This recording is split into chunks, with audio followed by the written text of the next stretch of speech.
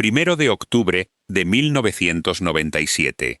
Frente a la costa de California, a unos 130 kilómetros mar adentro, un equipo de biólogos marinos observa algo que romperá 40 años de suposiciones.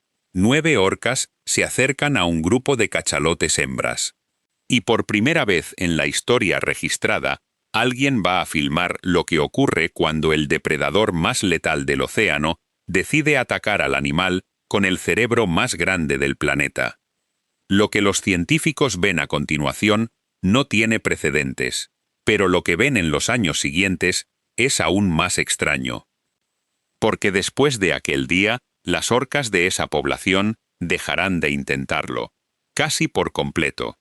Esto es una historia sobre miedo, sobre memoria, sobre por qué el asesino más sofisticado del mar prefiere, la mayoría de las veces, cambiar de rumbo cuando escucha un cierto sonido a 1000 metros de profundidad, y sobre los 40 años que le tomó a la ciencia empezar a entender por qué.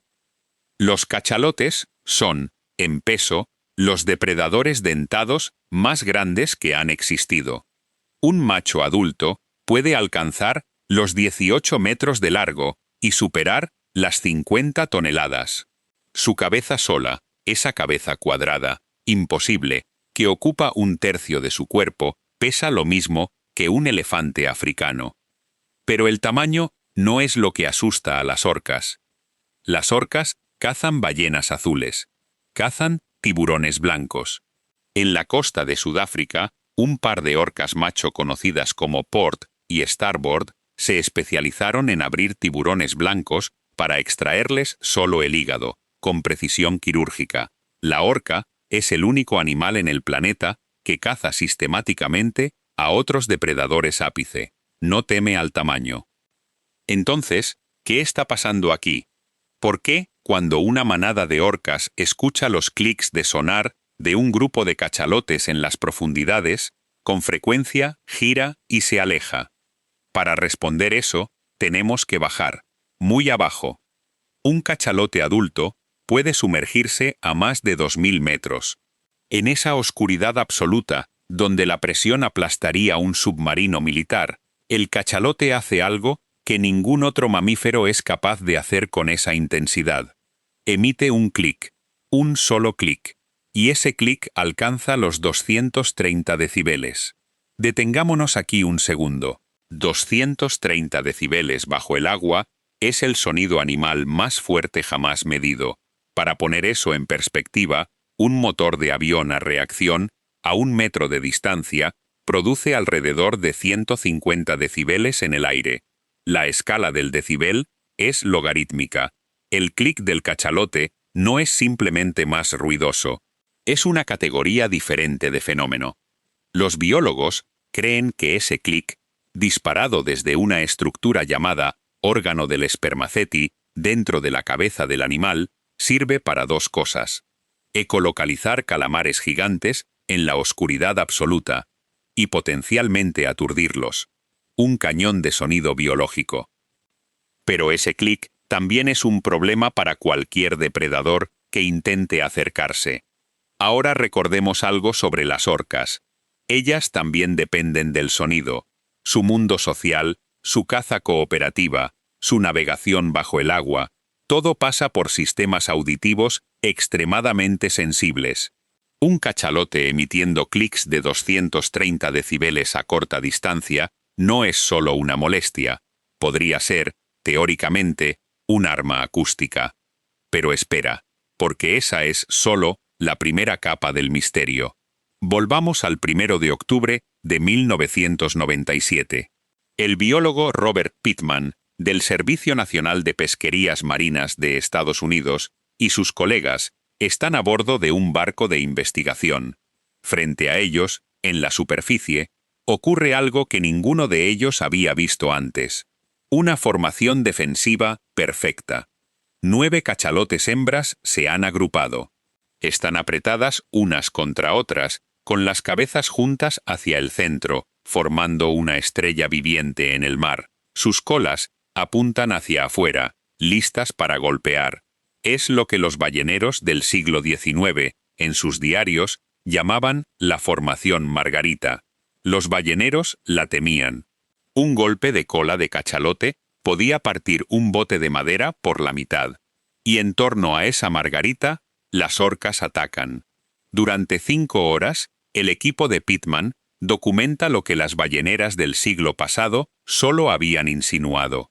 Las orcas embisten, muerden, intentan aislar a un individuo del grupo. Los cachalotes se defienden con precisión coordinada. Cada vez que una hembra queda expuesta, otra la cubre. Cada vez que las orcas atacan por un flanco, la margarita rota. Al final, las orcas matan a una hembra. Pero también algo más ocurre, algo que solo se entenderá años después. Ese ataque, publicado por Pitman en la revista Marine Mammal Science en 2001, se convirtió en la referencia científica que reescribió la relación entre estas dos especies. Y planteó una pregunta que llevaba flotando en la biología marina durante décadas. Si las orcas pueden derrotar a los cachalotes, y lo hacen, hay evidencia fósil, hay testimonios balleneros, hay heridas y cicatrices en muchos individuos vivos, ¿por qué no lo hacen todo el tiempo? Aquí es donde entra Hal Whitehead. En 1982, un joven biólogo canadiense de la Universidad de Dalhousie zarpa hacia el Océano Índico con una idea que en ese momento parece imposible: seguir a los cachalotes durante toda su vida. Reconocerlos individualmente, grabar sus voces, mapear sus relaciones sociales, sus culturas, sus dialectos. Whitehead no lo sabía entonces, pero acababa de iniciar el estudio más largo jamás realizado sobre esta especie. 40 años después, su trabajo y el de investigadores que lo siguieron, como Luke Rendell y Shane Gero, nos daría la respuesta a por qué las orcas evitan a los cachalotes. Y la respuesta no es simple. Los cachalotes viven en sociedades matrilineales, grupos de hembras emparentadas. Madres, hijas, abuelas, tías, permanecen juntas toda la vida. Los machos abandonan estos grupos alrededor de los 10 años y se convierten en solitarios errantes, migrando hacia aguas polares. Las hembras se quedan en las latitudes tropicales y ecuatoriales, criando a las crías en cooperación. Estos grupos tienen dialectos. Whitehead y Rendell demostraron, en un estudio publicado en 2003, que diferentes clanes de cachalotes en el Pacífico emiten patrones de clics, llamados codas, que son culturalmente distintos. Un cachalote puede saber si otro cachalote es de los suyos solo por cómo suena. Es cultura.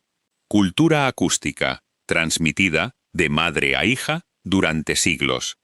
¿Por qué importa esto para las orcas? Porque cuando un grupo de cachalotes hembras percibe una amenaza, no reaccionan como individuos, reaccionan como una unidad coordinada, con protocolos aprendidos, transmitidos, ensayados. La formación margarita no es instinto, es conocimiento, es una tradición defensiva de posiblemente miles de años. Y ahora regresemos a las orcas. Las orcas también tienen cultura, también tienen dialectos, también cazan en grupos coordinados con estrategias específicas. Pero hay algo que las orcas hacen extraordinariamente bien y que casi ninguna otra especie hace. ¿Recuerdan? Los estudios de Craig Matkin en Alaska, siguiendo poblaciones residentes de orcas durante más de 40 años, han mostrado que estas orcas tienen memoria social multigeneracional. Recuerdan territorios, recuerdan estrategias que funcionaron y, esto es crucial, recuerdan qué presas les costaron caro. Un ataque exitoso a un cachalote es una victoria costosa. Los cachalotes se defienden, muerden, golpean con la cola, pueden matar orcas jóvenes. Y aunque el grupo consiga aislar y matar a un individuo, otras orcas del grupo cazador saldrán heridas. Ahora piensa esto desde el punto de vista de la orca. Una hembra líder, matriarca de su manada, tiene que decidir constantemente: ¿es esta presa suficientemente valiosa como para arriesgar a mis crías, a mis hermanas, a mí misma? Y aquí aparece el hallazgo más elegante de estos 40 años de estudio. Las orcas parecen realizar un cálculo de costo-beneficio, un análisis actuarial hecho por un cerebro de 5 kilos flotando en agua salada. Los cachalotes no son la presa óptima. Son enormes, sí, pero también están fuertemente organizados, tienen una defensa activa y su carne es difícil de acceder por el grosor extremo de su capa de grasa y la resistencia muscular de sus flancos. En comparación, una ballena gris joven, un elefante marino, una foca, incluso una ballena azul solitaria, ofrecen mejor retorno energético con menos riesgo. Entonces, en la mayoría de los casos, cuando una manada de orcas escucha los clics de un grupo social de cachalotes en las profundidades, la matriarca toma la decisión racional. No vale la pena. Pero esto no explica todo, porque hay algo más. Los científicos han observado que, incluso cuando las orcas atacan a cachalotes, casi nunca atacan a machos adultos solitarios, y sin embargo, los machos son individuos aislados, sin grupo defensivo, aparentemente vulnerables. Aquí está la parte que costó 40 años de datos entender. Un cachalote macho adulto, de 16 o 18 metros de largo, es un animal fundamentalmente distinto a una hembra. Su masa corporal es aproximadamente 3 veces mayor. Su mandíbula está llena de dientes cónicos capaces de perforar músculo humano como si fuera papel. Y sobre todo, su cabeza, ese enorme órgano de espermaceti, es un instrumento. Los cachalotes machos pueden emitir clics direccionales tan potentes que se ha teorizado, aunque el debate científico continúa, que podrían usarse ofensivamente. Estudios de la Universidad de Aarhus en Dinamarca han medido que los clics de un cachalote adulto producen presiones sonoras capaces de causar daño físico a tejidos cercanos. En 1820, el ballenero estadounidense Essex fue hundido por un cachalote macho enfurecido, un evento que inspiró Moby Dick. Aquello no es mito, es un testimonio documentado de un animal que, cuando decide pelear, es capaz de destruir estructuras diseñadas por humanos. Las orcas, con toda su inteligencia, lo saben. Y aquí llega la parte más extraña, porque las orcas parecen aprender esto de manera colectiva. En análisis publicados en años posteriores, Pittman y sus colegas estudiaron comportamientos antidepredador de cachalotes en distintas cuencas oceánicas. Encontraron algo notable. En regiones donde las orcas han atacado históricamente a los cachalotes con más frecuencia, como el Golfo de California y ciertas zonas del Pacífico Norte, los cachalotes tienen respuestas defensivas más rápidas y más coordinadas. En zonas donde los ataques son raros, los cachalotes reaccionan más lentamente. Es coevolución cultural. Los cachalotes aprenden a defenderse. Las orcas aprenden a evitar a las que se defienden bien. Y con el tiempo, ambas especies llegan a un equilibrio, una danza silenciosa donde el depredador y la presa se conocen tan bien que casi nunca necesitan encontrarse. Piénsalo. Dos de los cerebros más grandes del planeta moviéndose por los mismos océanos, evitándose activamente durante miles de años, no por instinto ciego, sino por conocimiento transmitido, por cultura. Pero hay una capa más profunda todavía, y esta es donde el estudio de 40 años cambia nuestra manera de pensar el océano. Cuando Hal Whitehead comenzó a estudiar cachalotes en los 80, la ciencia todavía consideraba que la cultura era exclusiva de los humanos y quizás de algunos primates. La idea de que una ballena pudiera tener tradiciones, dialectos, comportamientos aprendidos socialmente y no genéticamente era considerada casi hereje. 40 años después, no hay duda. Los cachalotes tienen cultura, las orcas tienen cultura, y la relación entre ambas especies, esa danza de evasión mutua, es un fenómeno cultural, no puramente biológico.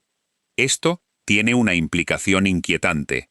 Si dos especies no humanas han desarrollado, durante milenios, un equilibrio basado en conocimiento aprendido, entonces, cuando nosotros los humanos alteramos ese equilibrio, cazando cachalotes hasta casi extinguirlos en el siglo XX, cambiando las poblaciones de orcas por contaminación acústica, alterando las temperaturas oceánicas, estamos rompiendo algo más antiguo y más frágil que un ecosistema. Estamos rompiendo una biblioteca. Whitehead lo dijo con precisión en trabajos posteriores.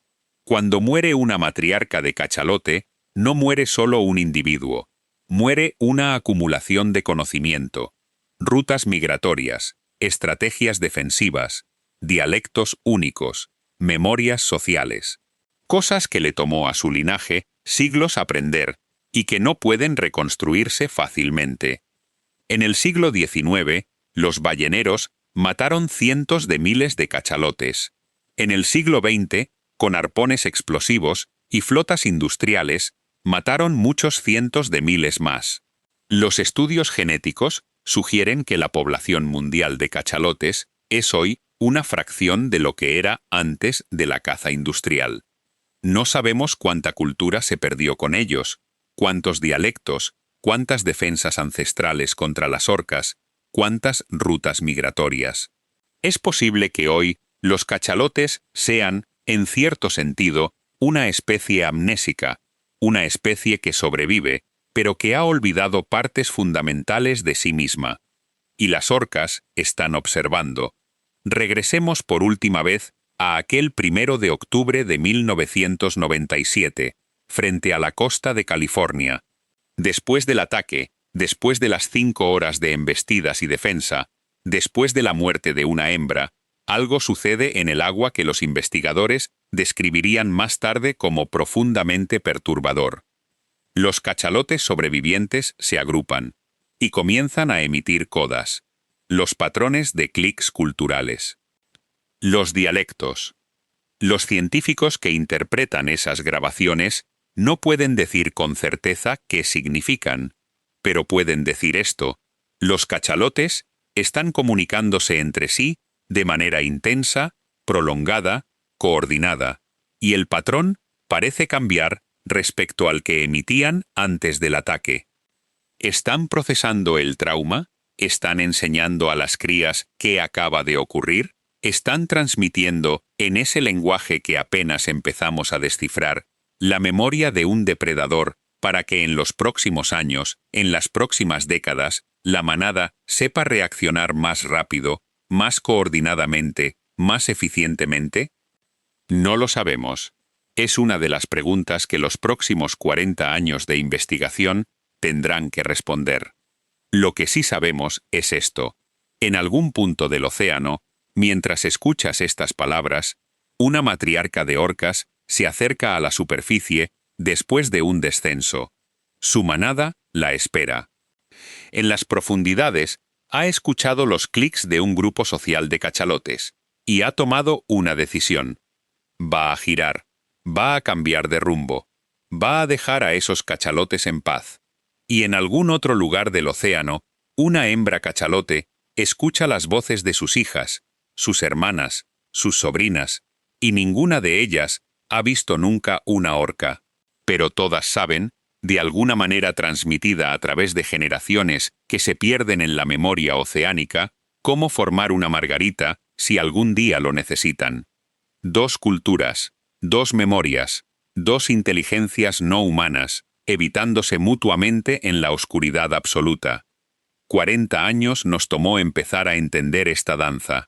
Y la parte más humillante, para nosotros, los que la observamos desde barcos y satélites e hidrófonos, es esta. La mayor parte de ella ocurre en un lenguaje que todavía no sabemos leer.